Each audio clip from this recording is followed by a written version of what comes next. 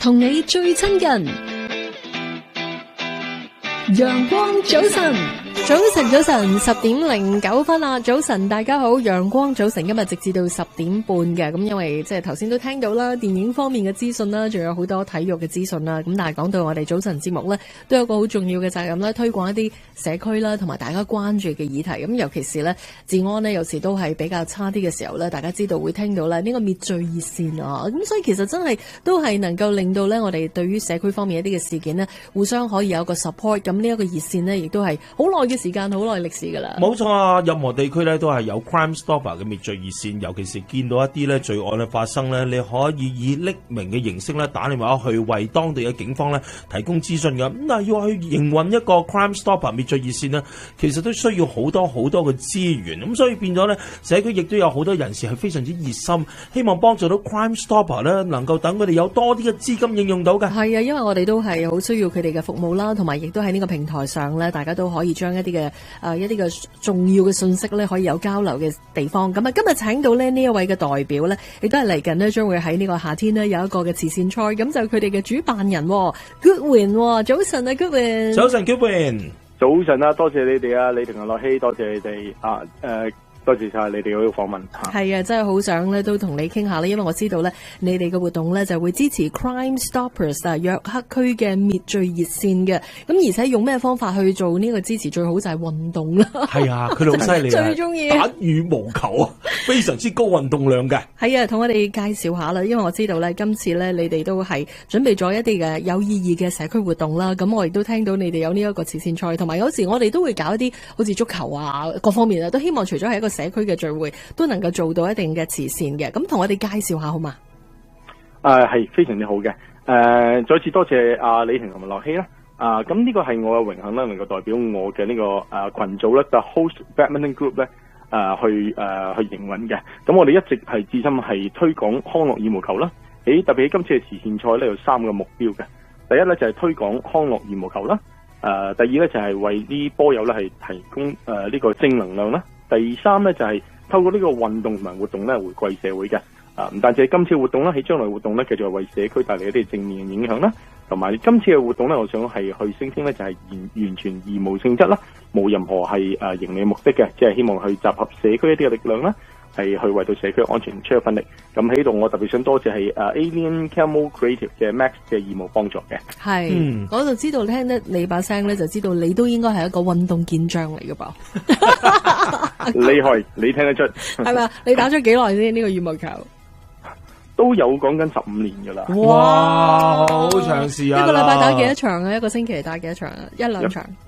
哇，唔知啦，我諗都有4-5場。哇，好勁！咁我可以想象到你嘅體型。佢嘅體型應該係鋼條嘅身形嘅。通常打羽毛球咧都係好 fit 嘅。不過講翻啦，你哋今次對 Host Badminton 2025啊，除咗係集合好多波友啦，亦都希望等大家咧對於社區嘅需要有啲關注嘅。嗱，今次你哋揀咗 Crime Stopper 作為受惠機構咧，點解咁多個機構要去揀 Crime Stopper 咧？係啊，因為咧喺而家越嚟越多人咧去關注呢個社區嘅安全咧，特別係好多嘅槍戰案啊，或者係爆竊啊。而我自己身邊咧亦都好多人咧係有遇到被劫車或者係爆格嘅。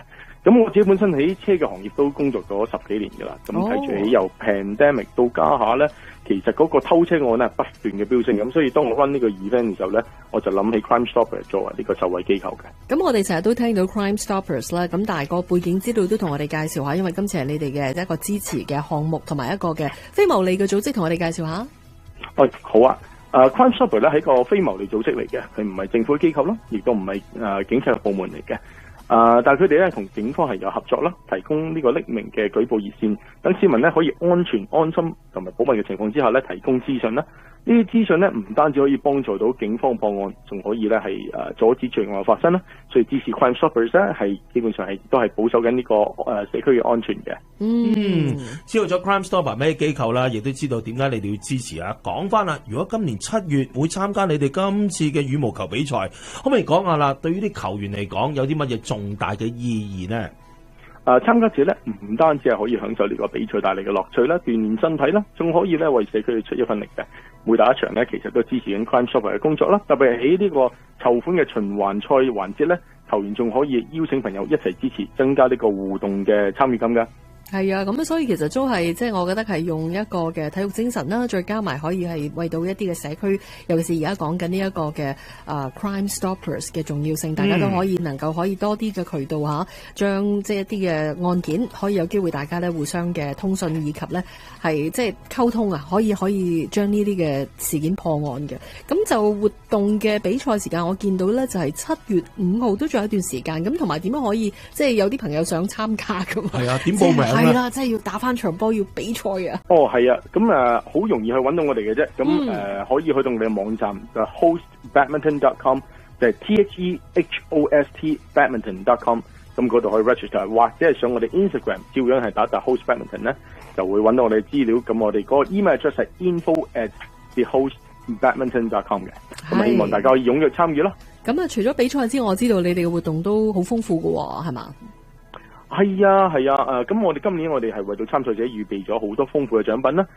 所有嘅得獎隊伍咧都會獲得呢個獎杯。